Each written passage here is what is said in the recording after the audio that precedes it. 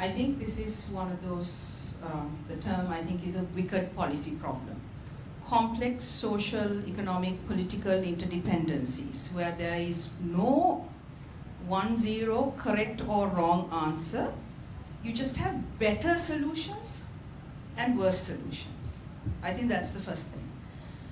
Second is, what is the problem we are trying to solve? It's not that misinformation, disinformation, hate speech exists, that has existed. It's just that technology increases the scope and the speed at which it's propagated, and therefore we just can't handle it through the existing mechanisms. So we need to recognize that technology is part of the solution as well, right? To understand how fast and what story is spreading fast, the scale at which information is being created, to scan all of that is not possible without technology. Now, I don't mean technology as only owned by the platforms, by the way. I mean very broadly technology. Part of that is, of course, the platform provider, the Facebooks and whatever, because they understand virality, but they don't understand when things move from their platform to the other. So that's why I'm saying broadly, we have to have technology as part of the solution, right?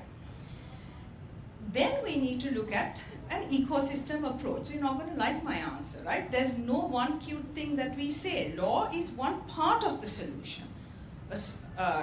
Platform providers who monitor, use technology solutions are part of the solution.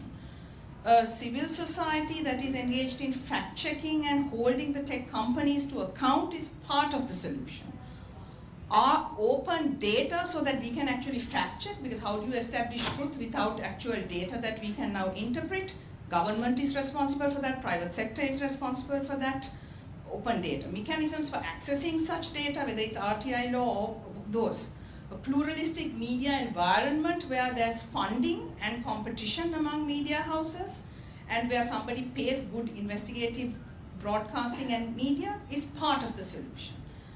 Educated public who can also understand how this political economy works, how information is spread, how deepfakes are created, and might think before forwarding is part of the problem. So I think we need to think about information ecosystems. In the report, we are talking about this balance of one party versus the other. There are many other parties and many other cogs in this wheel.